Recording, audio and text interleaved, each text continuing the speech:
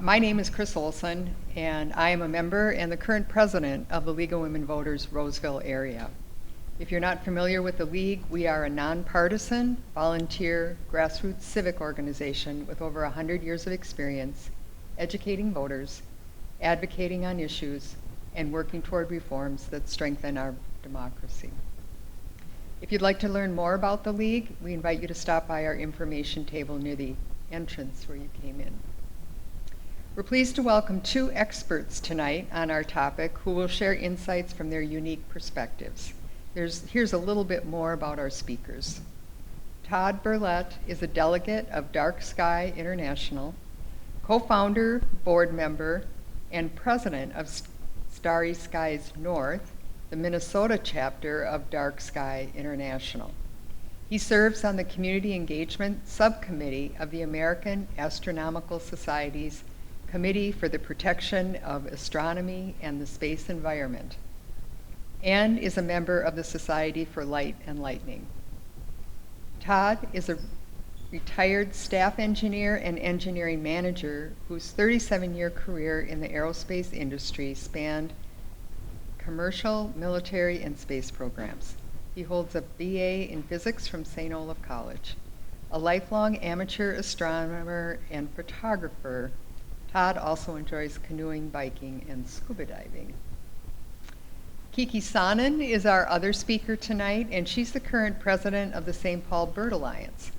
A lifelong resident of St. Paul, she has been involved with the St. Paul Audubon since the 1970s.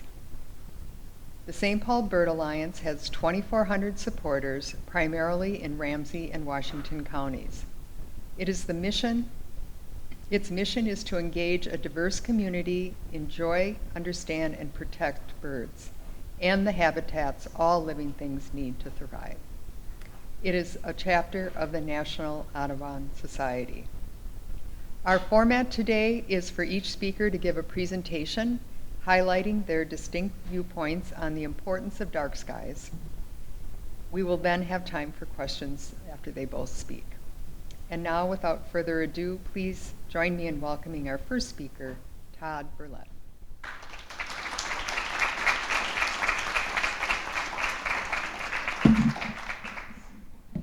Well, thank you for that. I'm going to use this mic because I am physically incapable of standing still while doing presentation. So thank you for the wonderful introduction. Let's just jump right in. So are starry skies important? Yes, they are. Thank you all for coming. Have a good night. So I always like to start off with, what do we mean when we say light pollution, right? I'm sorry? Is this on? Yes. I just need to, is that a little better? Okay. All right. Because light is a tool of our modern society, right? We all use light every night, especially in the winter that we're just coming out of. So light has a lot of positive values that do a lot of good things in our lives. So what do we mean when we say light pollution? How can something that's such a wonderful tool be a pollution at the same time? And it really comes down to how much light we're using and what kind of light we're using, so where we're pointing that light. These are typically the four types of light pollution that we like to talk about. Glare, of course, we all see this, especially on Minnesota roads in the winter. That's when you get that glaring light from those car headlights that are coming right at you. Or maybe it's that neighbor with their lights on their garage across the street from you. Light trespass, kind of the same thing, that neighbor across the street with their garage, or the lights that are shining from their chandelier into your yard. So it's their light, but it's impacting you. Light trespass. Clutter is really the accumulation of all of those light sources. And that can be a real problem for us, especially for us seniors, if there's more lights there than we can process. And that ends up confusing us, especially as we get a little bit older. And of course, slows down our reaction times, because we're trying to figure out which light matters, which light is just lighting up the dentist's office, and which light is reflecting off of that pedestrian that's walking across the street in front of me. So too much clutter can actually reduce the safety, whether you're a driver or a pedestrian. And then finally, sky glow. That's the accumulation of all the excess light from our environment that's shining up into the sky and is spanning right now Minneapolis, St. Paul. The sky glow from Minneapolis, St. Paul is visible in what we call the sky dome all the way from the Iowa border to north of Hinckley. Within that perimeter, you can look out and you look in the direction of Minneapolis, St. Paul, you're going to see a glow in the sky from the metropolitan area. Okay, so this is what it looks like nationally. This is actually a little bit of an older map. This is from 2016. Is this gonna work?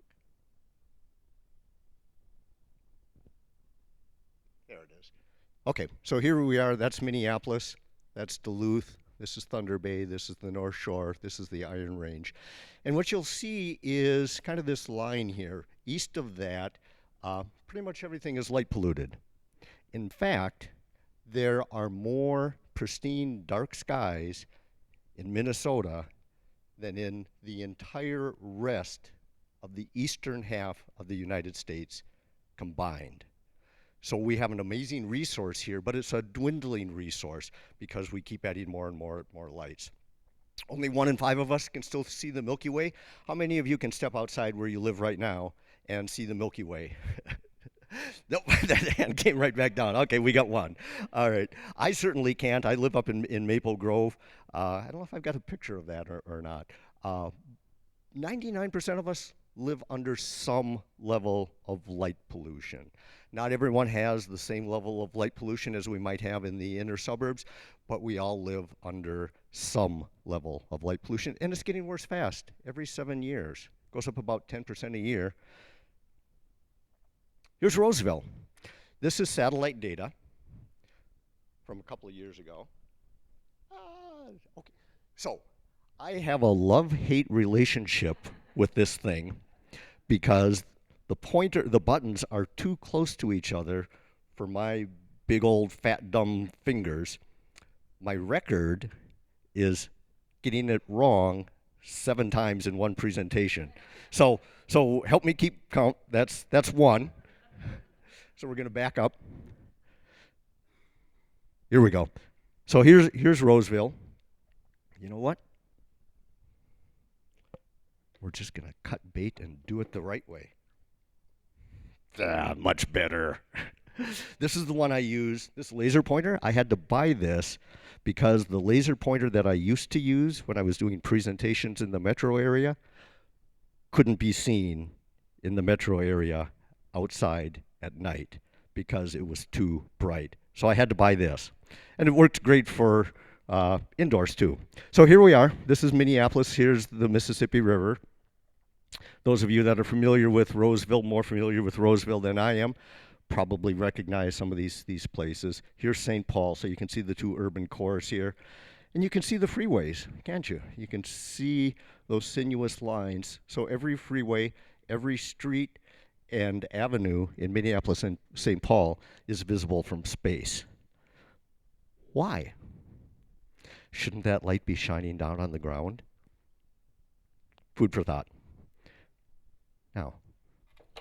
Now I've got a problem because now I got to switch. Okay, I promise this is the geekiest slide of the whole presentation, and I think together we can get through this because there are 3 words that I want you to, or words or phrases that I want you to take away. The first one is lumens at the top. We'll talk about that. Color temperature or correlated color temperature means the same thing. And then color rendering index. And if we can get through those 3, then the rest of it, we're home free. This is going to be a great presentation. So lumens is probably the one you're most familiar with. That's just how bright something is. So the luminosity, how luminous something is. So in the olden days, when we went into a store, Dad would send me down to buy a light bulb. What did you buy? You bought a 45 watt, a 60 watt, a 75 watt, or a 100 watt bulb. And that was it. You had one choice. How many watts do you want? There was no color rendering index. There was none of this color temperature nonsense. So now we've got more choices to make, but that's actually a good thing because now we've got so much more control over how we light both our indoor and our outdoor environments. So lumens, how bright you want the light to be. If you're old enough to remember 60-watt bulbs, that's about 800 lumens. So when you're in Home Depot or Lowe's and you're looking at the back of all of those boxes of light bulbs, about 800 lumens, that's going to be about what a 600-watt bulb was going to be. Color temperature is the one that we're going to talk a lot about throughout the presentation because it's the one that really matters for things like sky glow and melatonin and the health of our environment. Because we can go out now and we can buy a 6,000 Kelvin bulb that's out here. You can go into Home Depot and buy these, and they're going to be those daylight bulbs. We've all seen those, right? Very, very bluish, very much prison yard kind of lights. Or we can go down here and we can get these nice warm amber 2700 3000 Kelvin, very, very warm, cozy type of lights, or something in between. And we're going to talk about the 3000 Kelvin bulbs a lot, 3000 and lower, because that's where the AMA wants us to be, the American Medical Association. And then finally, on top of all of that, is color rendering index. And that may be the one that you're a little bit less familiar with, but it's really important because what that talks about is how natural the colors look. So here's an example of these 2700 Kelvin bulbs. So we've picked a bulb that's right in here, but now we can pick how good the color rendering is. We can pick color rendering of 100, and this apple is going to look exactly like that apple would look like if you took it out and held it in the sunshine. Or you can get CRI 90. This is if you've got a car dealership and you want your red Lamborghini to look like a red Lamborghini, you want a CRI of 90. If you're ESPN and you're doing soccer or football, you're going to want a CRI of about 80. And for the rest of us, whether this is high school sports, indoors or outdoors of our house, CRI 70 is wonderful. So the point being, at any given color temperature, 2700 in this case, you can pick the color rendering index. And that wasn't possible even 5 years ago. You could not buy a 2700 Kelvin bulb that got you these CRIs of 80, 90, and 100. So we've got this smorgasbord that's available to us, which is great if you know the smorgasbord is available to you. And of course, now you do because we just talked about that.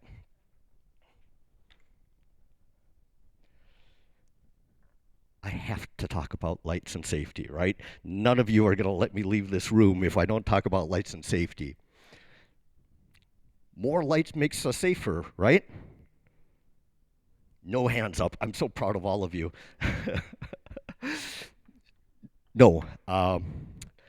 Scientists, researchers have been looking at this in the United States and in Europe for decades. And I would love to be able to stand up here and tell you, we can make all of you safer at night if we just add more light. Fact of the matter is there's no scientific evidence to support that. Some studies say it helps a little.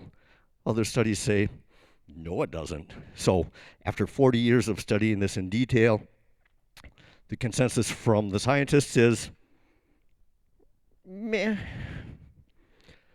But the wrong type of lighting can actually reduce our safety. So what do I mean by that?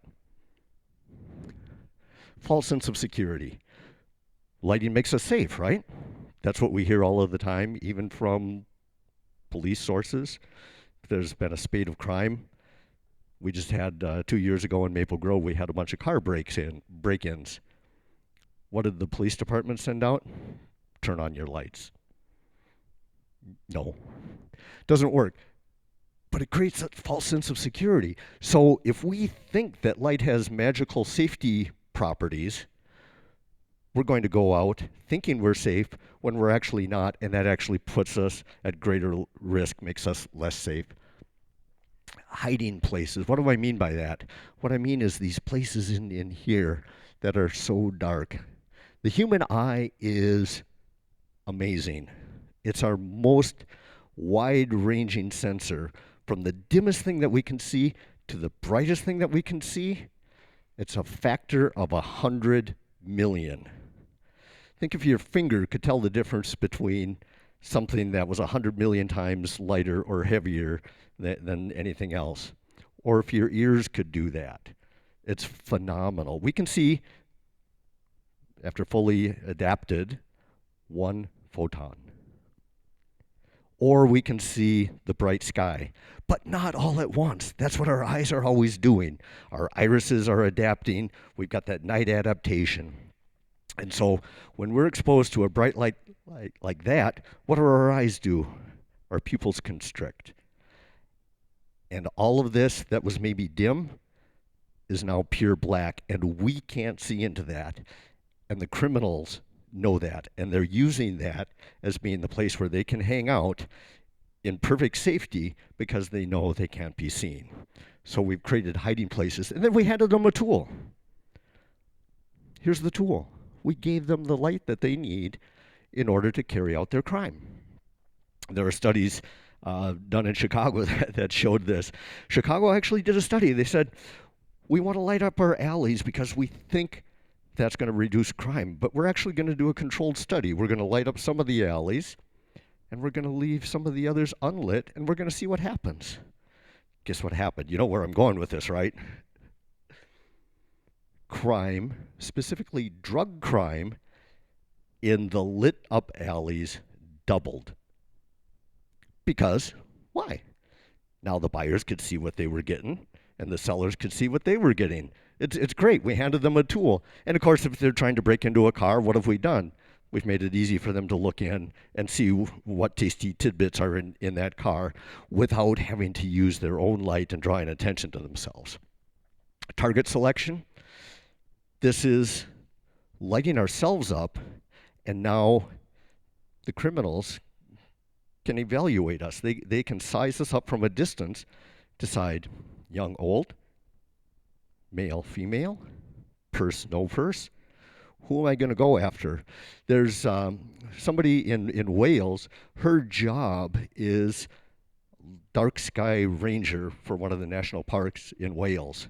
And she will state flat out that she would much rather meet a stranger in a dark place than in a lit up place, because in a lit up place, she looks like a victim. And then reduce surveillance. Who wants to have this light shining in their living room window? In the old days, when we had street lights, Minneapolis, St. Paul, anywhere, those lights weren't too bad, were they? Those high-pressure sodium lights. They were pretty tolerable. And so you had friendly neighbors. You had neighborhood watch groups, right? That were kind of keeping an eye on what was going on. Who among you closes your shades because you don't want to have that light shining in your bedroom window and your living room window, your family room window anymore? We've turned our eyes away from the streets because no one wants to look at that blue glaring light. So the point here being the wrong light or expectations about what light can do for us actually can put us at greater risk. So what can you do? I'm not saying light doesn't have a role to play, but it's got to be the right light. And so what do I mean by the right light? Start by turning off those unused lights. Take away their tool. If there's a light out there that you don't need, that isn't serving a purpose, turn it off. Take that tool away from the criminals. Use those shielded lights so that light isn't dazzling your eyes and limiting your ability to see into those shadows. So use those shielded lights. Use just what you need. Same thing. Ability to see into those shadowed areas, and it limits the targeting that they're going to be able to do. Those warm lights, a little bit more comfortable to look at. You're going to have more neighbors kind of keeping an eye on the street, and it's also healthier for you. We'll get into this. And then motion detectors. I love motion detectors because they've got that startle factor, right? Somebody comes up your sidewalk, that light snaps on. If it's somebody that's supposed to be there, they're pretty happy that light snapped on. If there's someone that's not supposed to be there, are they going to stick around? Probably not. So, it's not about whether to use light or not, or how much light to use. It's the quality of the light that you're going to use that's going to make that difference for you. Okay, so why do we care other than safety? We're going to talk very briefly about all of these. Maybe not too much about astrotourism. We'll kind of skip that. But otherwise, we're going to talk about all of these things because these are the things that we think are really important about what's going on in the world around us, that are reasons why light pollution matters. So wildlife and ecosystems, cultural heritage, environmental justice, health and wellness, healthy aging. I want to be healthy. I'm old. And sustainability, reducing our energy demand. So let's talk with this.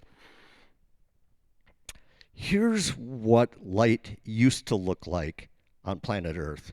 This was daylight. So what this is this is the light coming from the sun. Here's the red light over here, and then this axis is how much is coming down. So during the daytime at noon, we get a lot of red light, the yellows and the blues and the purples. And that's what planet Earth looked like before humans showed up and introduced lights. And then in the evening, it looked like this. What happened to all that blue light? It's busy lighting up the sky where it's still noon. We're losing that blue light. We're getting those oranges. Our sunset is orange. So that blue light is fading away.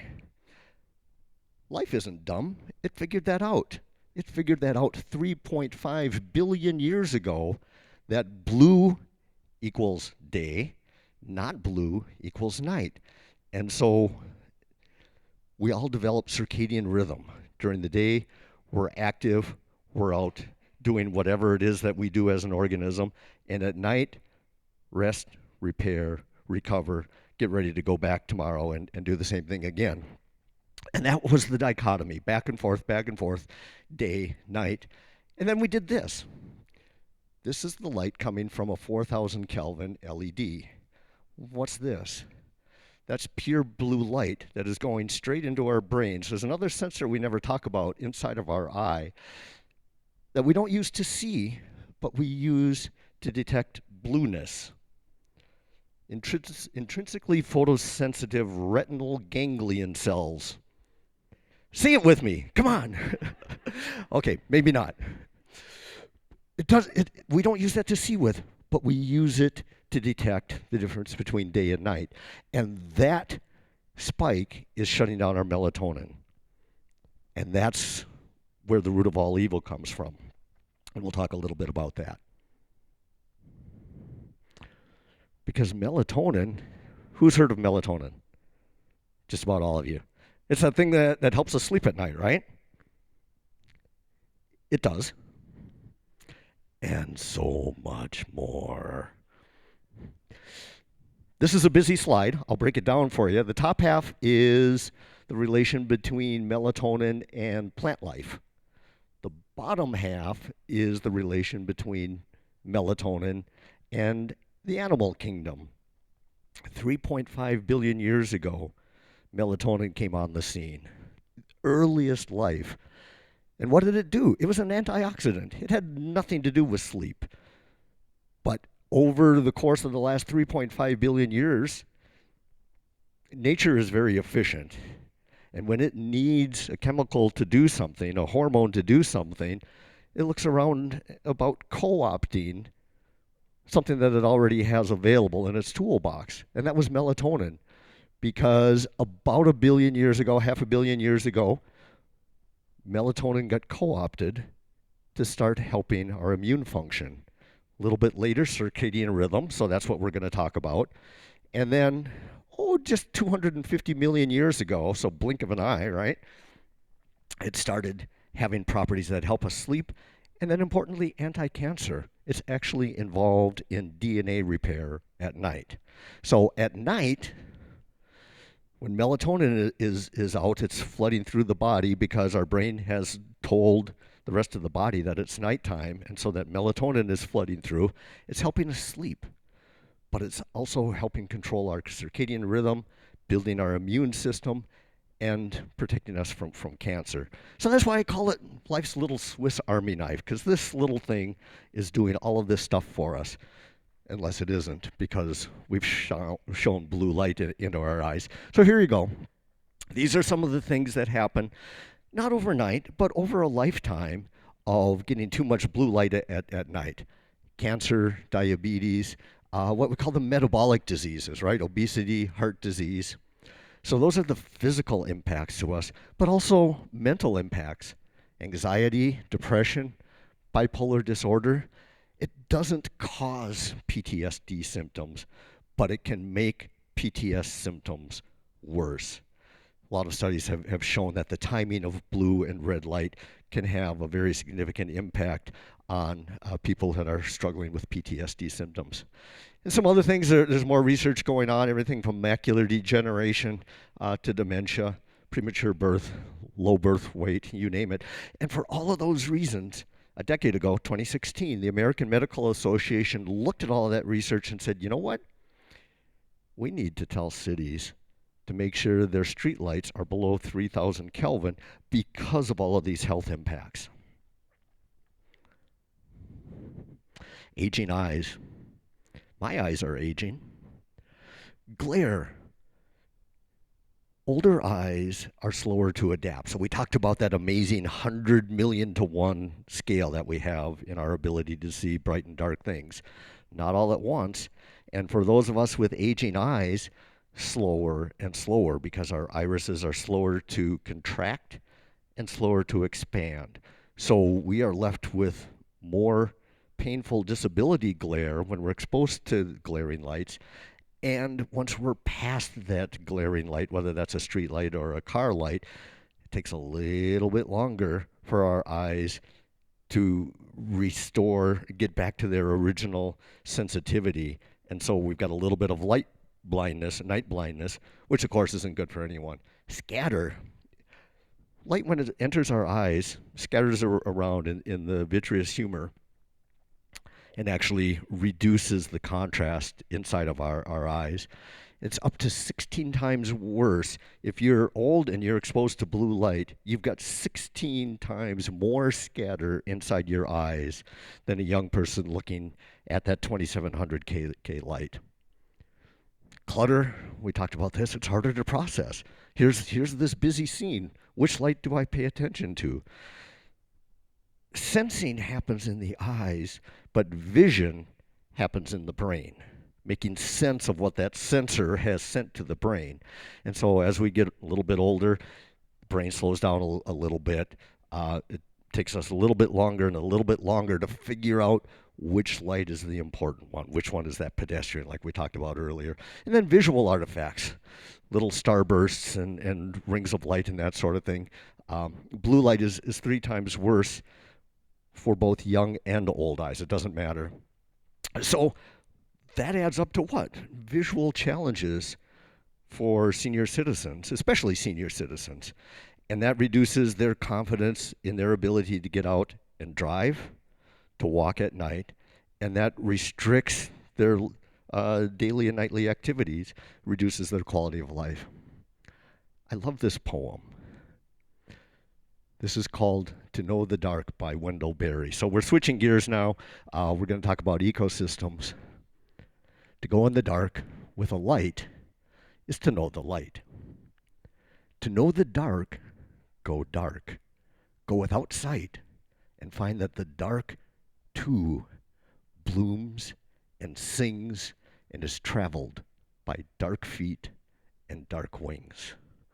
And that is so absolutely true because half of all life happens at night. Let's start by talking about fish, including, anyone in here a fisher person? Angler? Yeah, I see some hands up. Bass, walleye. They're struggling. Kind of for the same reasons we are. For the bass, they're not sleeping well at night. They spend all night, this is if light pollution is shining into the water, of course. They're spending all night with heightened levels of the stress hormone cortisol because they think it's still daytime. So rather than saving that energy up and going out and becoming a big fat juicy bass for us all to catch, they're spending all night swimming around and around and around, feeling a lot of stress. Walleye, they're hunters, they're predators. And as those of you who like to go out and catch walleye know, when do you go out for walleye fishing? Early morning, late in the evening, right around dusk, right? Because that's when those big walleyes of theirs have an advantage. They can see their prey, but their prey can't see them until you do what? Shine a little bit of light in the water. Now their prey can see them coming. Now they have to go chase that prey. They're burning through their energy stores, having a harder time getting the food that they need. So we're actually impacting recreational fishing right here in Minnesota. Same thing with salmon. And then, of course, those same health impacts that us humans have are happening to fish. I didn't talk about it too much on the slide with the Swiss Army knife about melatonin, but hopefully you picked up on it, which is that melatonin isn't unique to humans. It's not even unique to animals. It's not even unique to animals and plants.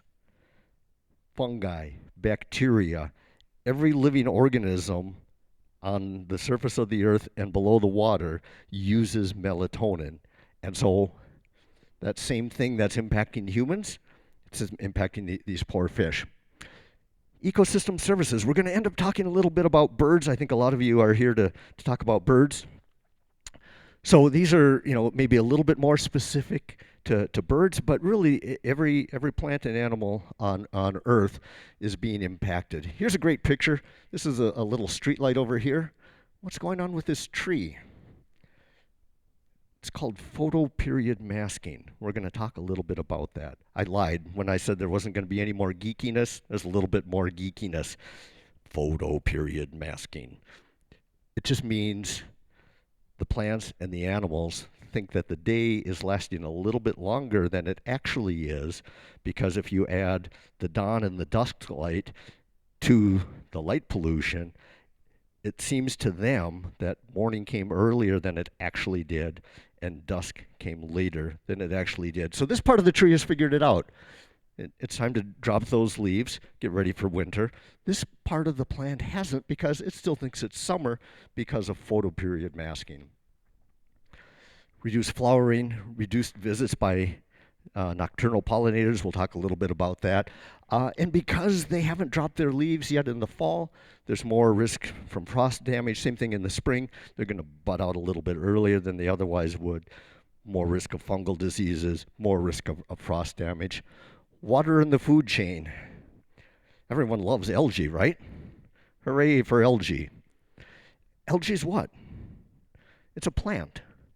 It's an aquatic plant, typically floats on the surface of the water. And what do plants need to grow? Sunlight.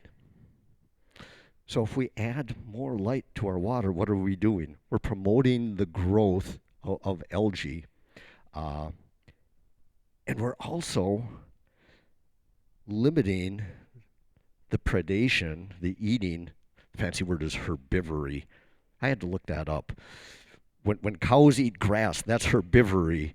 So when zooplankton eat algae, that's herbivory.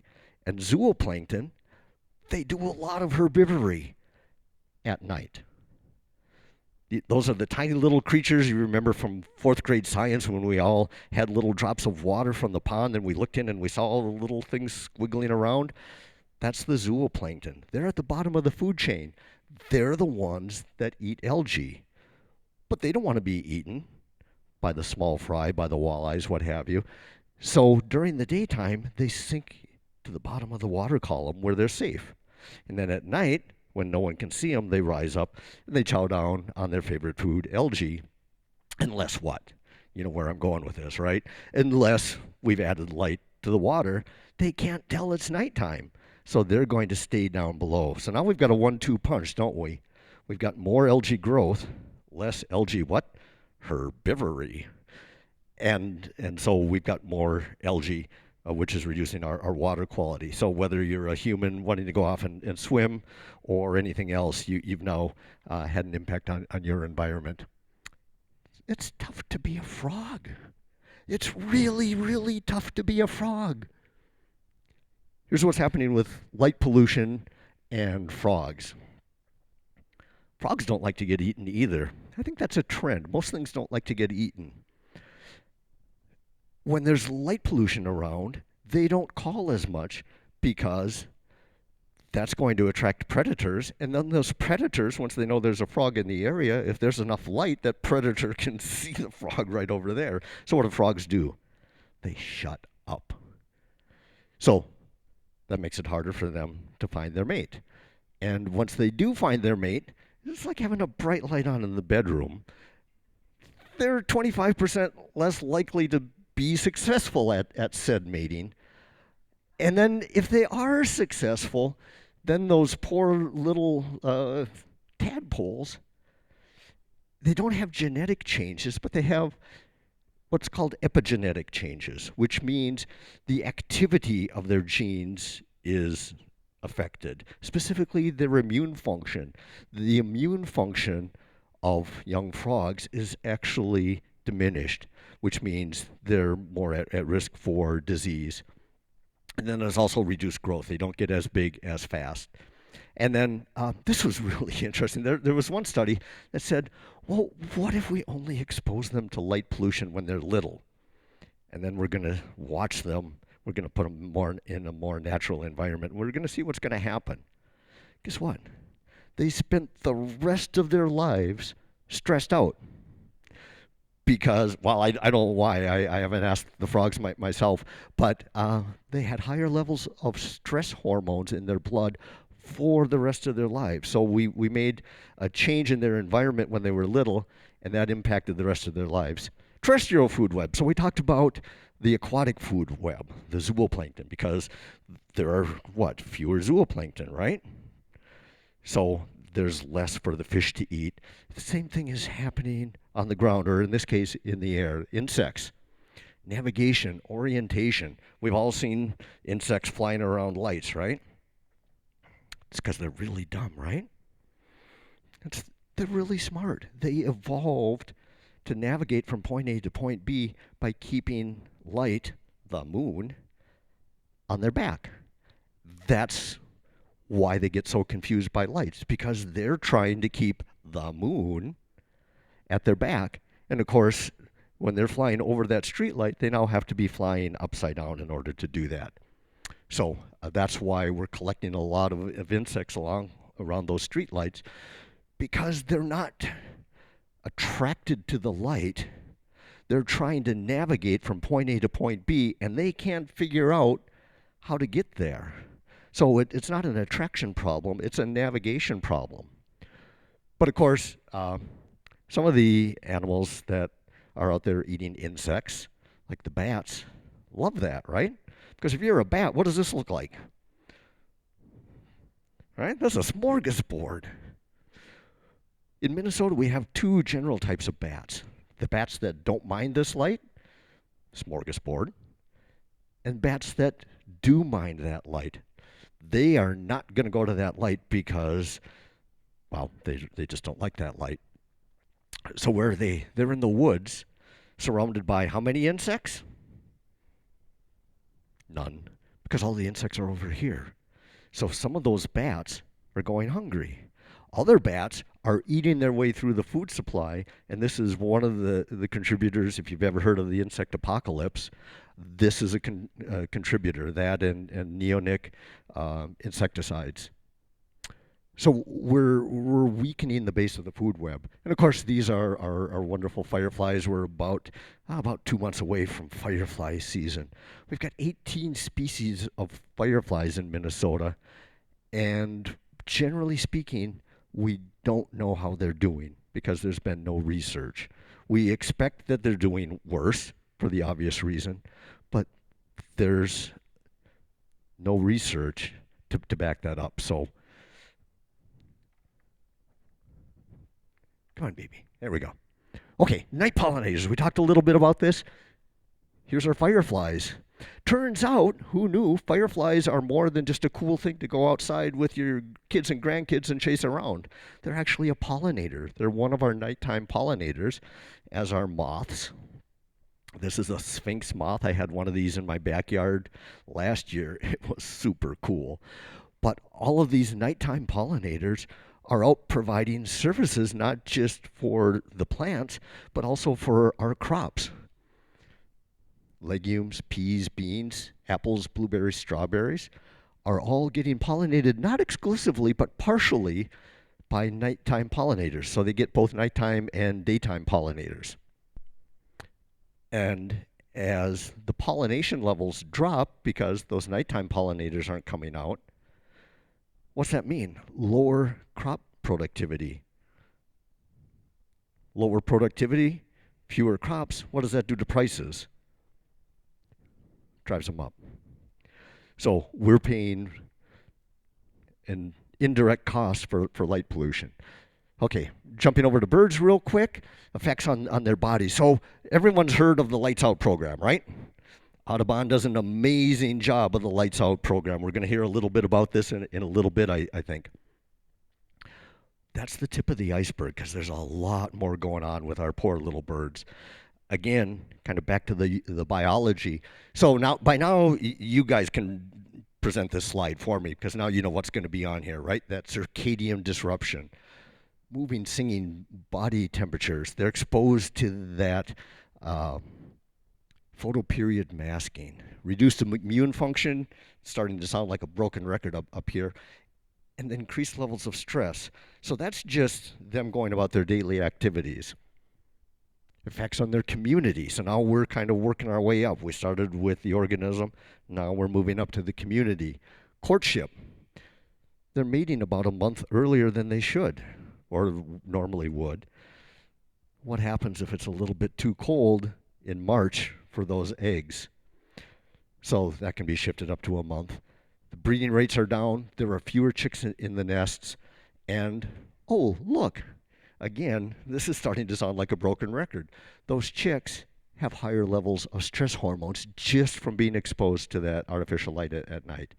And so it's shifting those daily activities and having effects at the community level. And of course, migration. So lots happening there. Here's some birds flying in. Not only, so we talk a lot about them running into the buildings, but there's a lot else that's going on there too. They're actually being diverted. They're being pulled from their migration path towards those sky domes. So we talked about that light dome from Minneapolis, St. Paul. They're attracted to that. They're going to head towards that. And that's where the trouble starts, right? Because then they're going to get in there. They're going to lose their night vision. Most of our songbirds migrate at night, so they're going to lose that night vision, and they're not going to be able to see their way out. They may not necessarily run into a building. A lot of them do. A lot of them don't. But they're going to spend the rest of the night flying around and around and around the metro area, burning calories, burning energy, not getting to their nesting areas. So it's not just all about the windows. Here's one final picture of photoperiod masking. I like this because this is food. This is a soybean field. These are winter soybeans. This was from a small town down in Arkansas. This brown stuff is soybean seed that has set. It's ready for the farmer to get out there and harvest that. This green stuff, the farmer can't harvest that. There's too much moisture in that. Why? Because of that street light. Photoperiod masking. This food, these soybeans, think it's still summer. So think about what we're doing to our environment in kind of unexpected ways. So we've talked about all this at this point. This is kind of the witch's brew of what's going on, not just with birds. I stuck a bird in the middle, but it's really, again, any plant, any animal, any fish is being affected by probably most, if not all, of these factors. So that's why light pollution is bad for our environment. Lights Out Alert, Minnesota. Are you going to talk about this? Okay, all right. I wasn't sure. I didn't want to steal your thunder. This is brand new. Lights Out Alert, Minnesota. So we've talked about Audubon Society, and they've got their annual lights out migration for the spring and the fall. This is kind of the creme de la creme of that. This is looking not just at that 3 month period and asking people to kind of turn their lights off. This is for those 9 or 10 days in the spring and again 9 or 10 days in the fall when fully half of birds that migrate are up in the air and flying around it at night. So this is when we've got those peak migration nights. And so what we're trying to do is replicate something that was very successful last year in Wisconsin. It launched. We've just launched it here in Minnesota. And what it does is it uses the data from the Cornell Lab of Ornithology that's looking at things like the Doppler radar to determine when we've got a lot of birds in motion. And when that happens, we're sending out alerts to our membership and others, all of these different birding organizations that you can see down there at the bottom. So if you're at all interested in that, let me know. We'll get you signed up for that.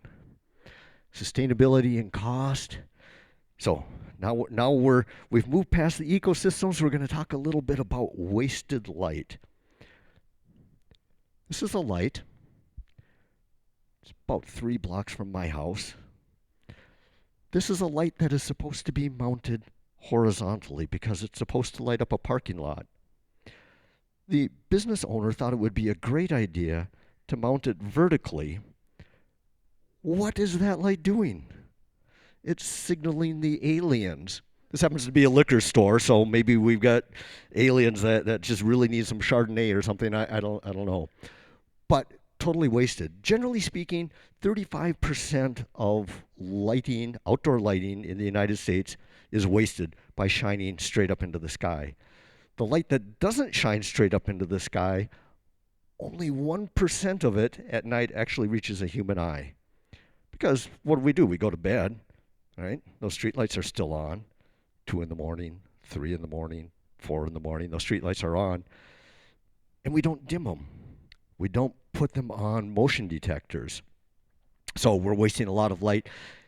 If you do the math, the amount of light that we're wasting worldwide, so this isn't the United States, but it's worldwide, we would have to have 65 Monticello nuclear power plants running 24/7, 365 to provide the energy for those wasted lights.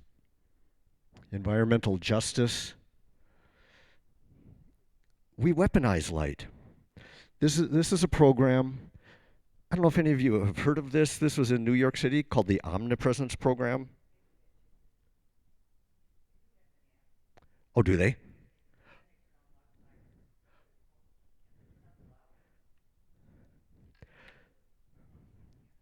Oh boy. I hadn't heard that they do this in Minneapolis. So this was Mayor de Blasio after the stop and frisk was determined to be illegal. They rolled this out instead. They had 600 of these, 400 of these light towers. Each one of these is a light that you would normally use in a professional sports stadium. Diesel powered, they ran all night, and they lit up the projects. And it was to reduce crime. And it worked. Crime went down because no one could stand to be outside anymore. The criminals were hiding inside. Moms and dads and kids were hiding inside. No one was on the streets. And so by that measure, yeah, it worked. It only destroyed communities in order to make it work. These are actually from up in Duluth. Kind of the same thing. This isn't part of an omnipresence program, but it's just a great example of really bad lighting choices. These are lighting panels that are shining straight outward. You can't see it in this picture, but it's surrounded by woods. And so these lights are lighting up the trees out there. So it's just bad choices. Marginalized communities suffer, generally speaking, from poor lighting. Again, back to this idea that lighting keeps us safe. So if I'm in a crime-ridden neighborhood, what are we going to do? We're going to plaster it with light. It doesn't help. Makes their environment look horrible. Cultural heritage. Everyone's familiar with Van Gogh's Starry, Starry Night. This little image here. These are the fun little stars, and this is his little village. Somebody had a little bit of fun and said, "Well, what if Van Gogh painted that today?" This is what they imagined it might look like. But cultures throughout time and across the planet have used the stars to tell their stories, to retain the cultural memories, the mores and the folkways of their cultures. Right and wrong living are all up in the stars. And as they lose the stars, as we all lose our stars, we lose those cultural connections. Think about art, science, astronomy. I'm an amateur astronomer. It's generally accepted, no way we'll ever prove it, but generally accepted that astronomy was the first science because people would stand outside at night and look up at the stars and wonder what the heck was going on. Uh, and we're losing that.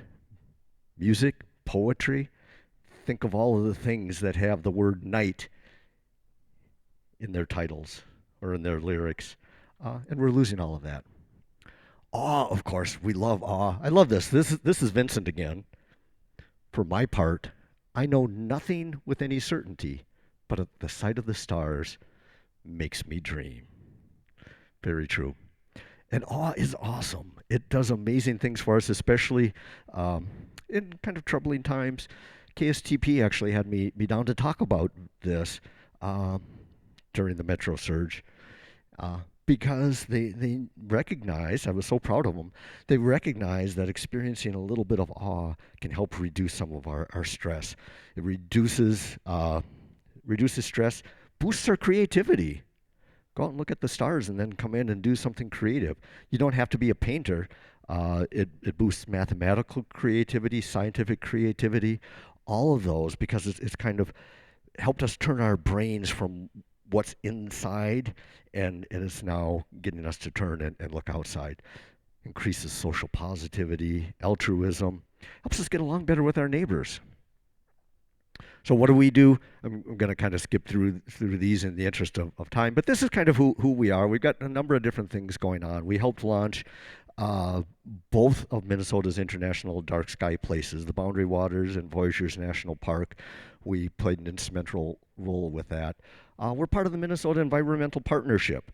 We're off trying to drive environmental improvements across the state. And we've developed a model lighting ordinance so that cities across the state can just pick that up, use it, tweak it if they want, but it makes it kind of a turnkey approach for them to have a really good quality lighting ordinance without asking a lot of the very busy city councils and mayors. And for those cities that maybe don't want to do that, we said, well, what about the businesses that do want to do that, regardless of the political environment? So we created a dark sky friendly business program, and we can talk a little bit about that. And kind of our latest trick, we just started doing that this year. We really started getting involved at the caucus level. So we're pretty happy about that. We've got a long way to go, but trying to get more active. And then Starry Skies Outreach. We have a lot of fun with this. Last year, we worked with 81 different partner organizations, 65 different events across the state. I figured that out. That's one every 6 days. Appearances, kind of statewide. So we're having a lot of fun, trying to reach a lot of people. We're getting to reach all of you people here tonight, so that's pretty awesome. So what can you do?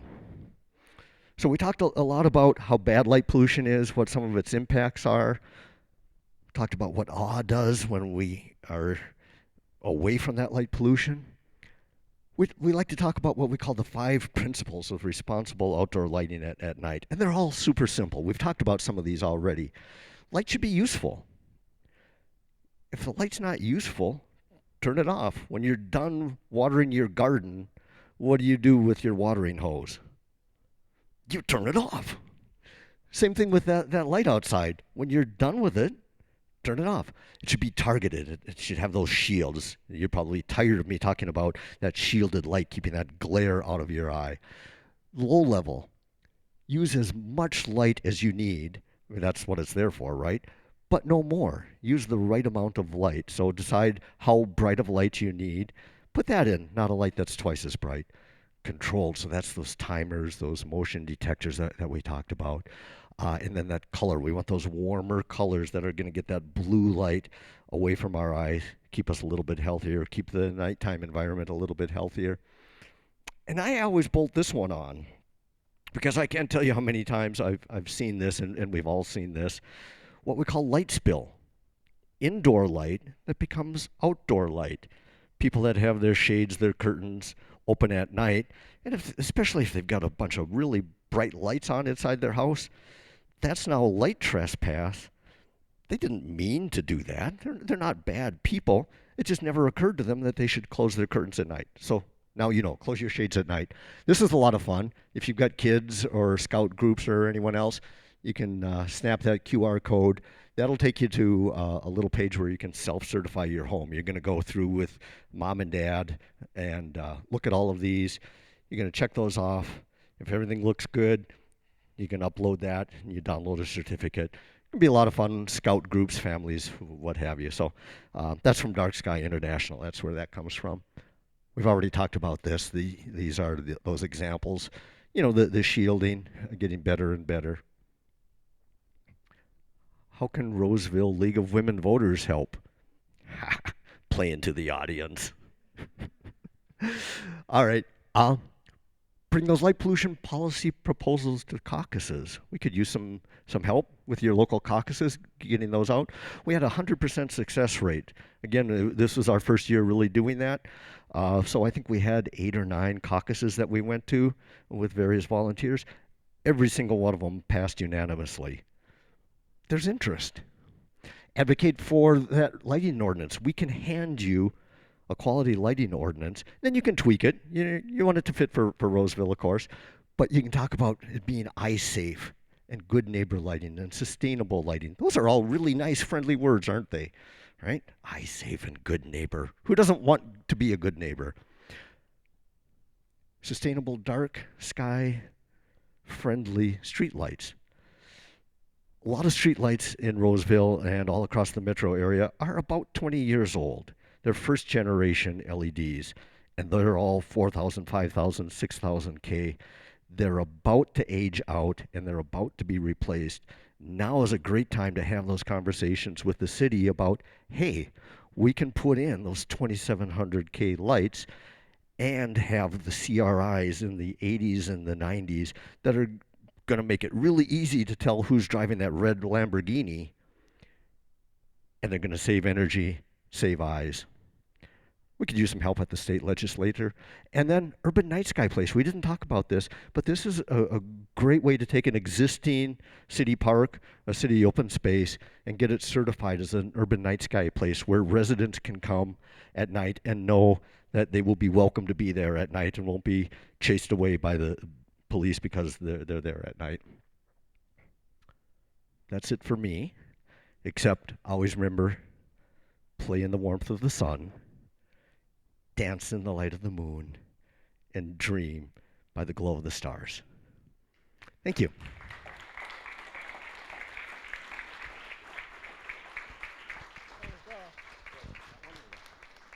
Thanks.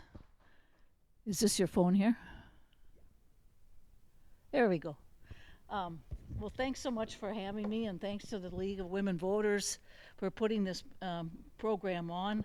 And thanks to Todd Burlett. It was really instructional to hear about all the lighting issues that you don't really think about until you start thinking about it. But my name is Kiki San, and I'm the president of the St. Paul Bird Alliance.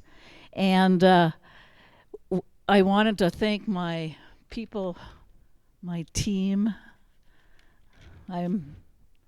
They're my leaders, actually, but Neil Carlson's here. He did a lot of nice program posters about bird safe lighting, bird safe glass, and Allison Campbell Jensen is here, and Ann Lowe and Ann Laughlin were here. I wanted to say that a little bit about the St. Paul Bird Alliance. It was formerly called St. Paul Audubon Society. We were formed as St. Paul Bird Club back in the 1940s. So our mission has been to engage a diverse community in enjoying and understanding and protecting birds and the habitats all living beings need to thrive. Our membership is around 2,400 people. We serve Ramsey and Washington County mainly, and we have over 50 events a year, including Birding in the Field, 9 speaker programs, monthly birds and beers gatherings at Sweeney's in St. Paul. We have a winter bird count, formerly known as the Christmas bird count. We've got a small grants program. We have conservation efforts such as habitat restoration in city parks. We have a kestrel nest box project going on, and we have a chimney swift kind of census project that we're doing this year. We have advocacy programs too, such as cleaning up Pig's Eye Dump and restoring the environmental justice to its land and waters. And we advocate for bird-safe glass in zoning and building codes. Regarding bird-safe glass, the sad story is that estimates say that 1 billion birds die each year in the United States from window and building collisions. And these window strikes and bird deaths happen year-round, but the window collisions are most notable during migration, when millions of birds are flying to their breeding grounds in the spring and to their wintering grounds in the fall. The birds are not able to understand windows, and they think that they see a reflection in the window, and they think it's open space and a place to fly to, so they smash into it. And we have all seen it in our houses and yards. They drop to the ground. And a lot of times people go out and be so sad about it, and then hold the bird, and then the bird will come to and fly away, and it's a big, people give a big sigh of relief. But the sad story is that the collision itself causes a brain bleed in most cases, or they have broken bones in their beaks or their breastbones or wings.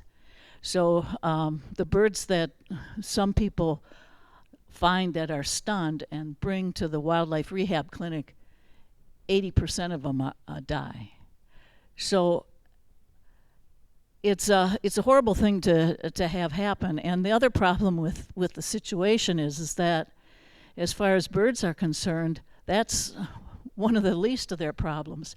Their birds have had a 30% crash in their population since the 1970s. And it's been, part of it is the collapse of the insect population, which they eat.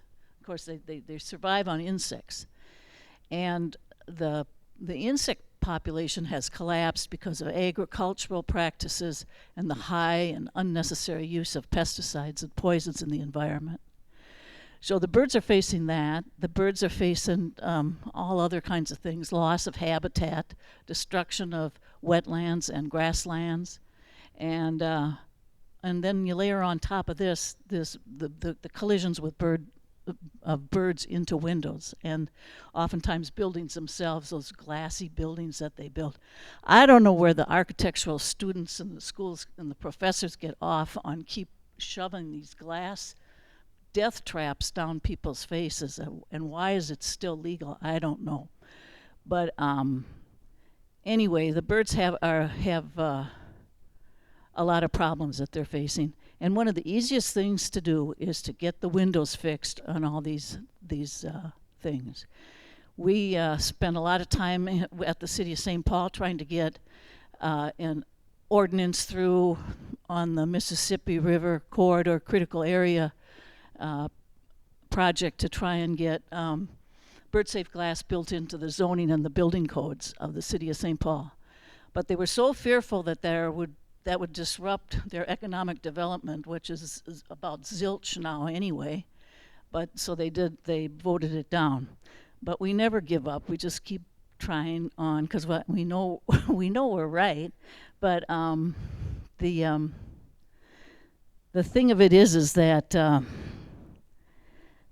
it doesn't hurt development, particularly the legislation that we were trying to work on only tagged new construction. And so when you put in bird-safe glass into new construction, the cost of that is less than 1% of the total construction cost. So give me a break. They should be able to do that in order to save these poor birds and give them a chance at trying to continue their existence. But the window collisions can be reduced by 95% with the use of window treatments. And we have a little poster back there that shows that if you have that little segment where they put in the dots on the glass about 2 inches apart from each other, up and down and in all directions, that's 95%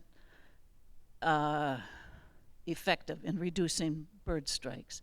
Other things are like I think it's frittering the glass or doing some kind of pattern into it. That reduces it by about, forget what it is, 65% or so. But in any ways, there's a lot of things that can be done. And the problem, of course, is retrofitting existing buildings costs a lot more than 1% of the construction cost. But as we're finding out, the college kids, St. Paul's got a lot of colleges, Hamlin College, St. Thomas, University of Minnesota, what else? Concordia, St. Kate's, McAllister, and kids at all those colleges, when they come out of class and see dead birds on the sidewalk, it affects them psychologically. It affects old women like me to see dead birds like this too. I mean, it's not a livable city when you have dead birds on the ground that could, the sad thing is it's so easily preventable. So, be that as it may, the Minnesota legislature passed a bill initiating B3 guidelines. They put this into the state building code. And these guidelines are called Sustainable Buildings Guides. And bird-safe glass was included in this in 2013. And one of our people back here is Ann Laughlin, and she's been working on this since these were the days of when the Vikings Stadium was being built.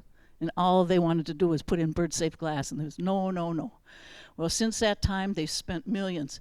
Remember when I think it was the basketball tournament wanted to be there, and so they spent over $5 million to build artificial curtains that were just used momentarily for a weekend. $5 million they can spend on a curtain, but they can't spend money to help save birds. It's unconscionable, really. Anyway, the B3 guides to sustainable buildings have made notable improvements in bird-safe features in such projects as the Mississippi River National Wildlife Refuge Visitor Center. They've got the little glass on the windows, the little dots on the window glass, and they've seen a 95% drop in bird deaths. The new Hamlin Branch Library that's coming online in St. Paul has got bird-safe glass on it. The new North End Community Center in St. Paul has got bird-safe glass in it. And the doors to the Allianz Soccer Stadium has bird-safe glass in it. So a lot is being done, and a lot still needs to be done. But we've found as we've been going through things, these B3 guidelines, they also address outdoor lighting. They call for minimize light trespass, minimize sky glow, and enhance environmental quality throughout.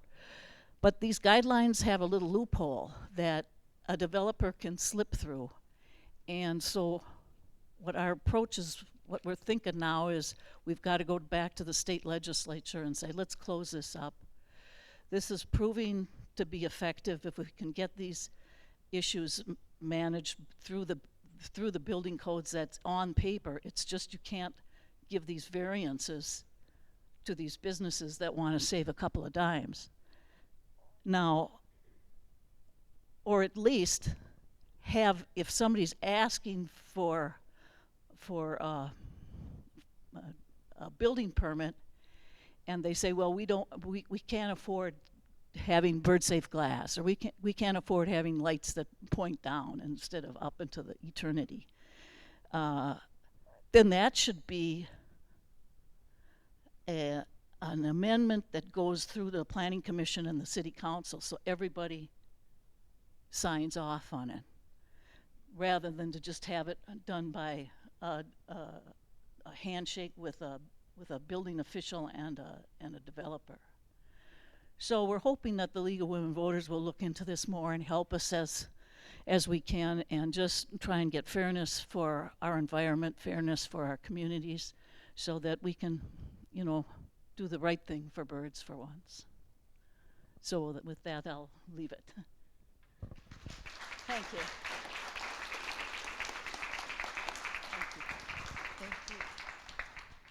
We're a little bit over, but we could probably take maybe one question. Anything really on anyone's mind they must ask?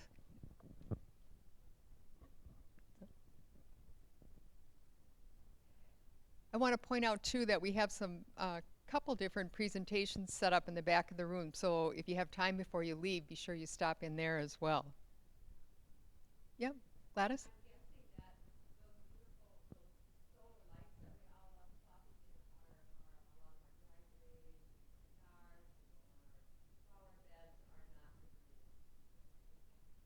Yeah, it's time.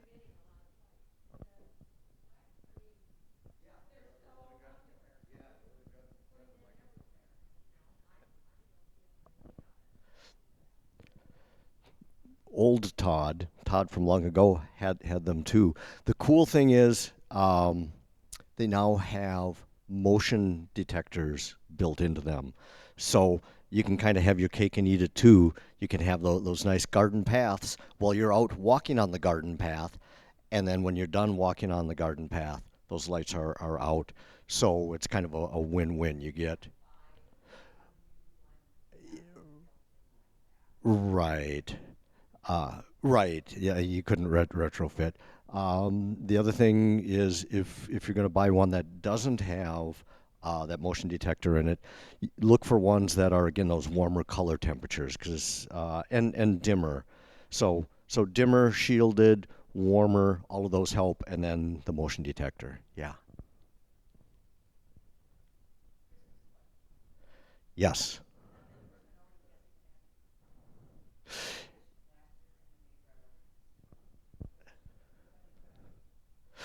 R-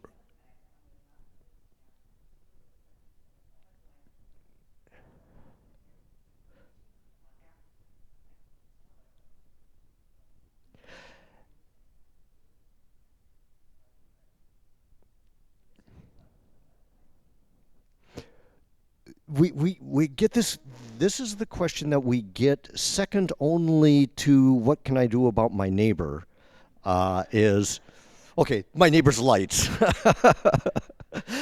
And what I tell people, so you may recall I had the one slide up there about cultural heritage and how important that is. And certainly Christmas lights in Western cultures are important. And in other cultures, we've got Diwali from India, the Festival of Lights. And so cultures around the world during dark times of the year have got a history of celebrating light in some form or another, especially, during the winters and whatnot. So I am not going to be the person that stands up here and tells everyone that you can't have Christmas lights anymore, because they do have a cultural value. But what we tell people is to think about, again, how you're using that light. Have them on in the evening when neighbors are, out and enjoying them. Absolutely. You go to bed and it's midnight, unplug them, turn them off, put them on a timer if you can, and then think about, do I really need my Christmas lights up in April?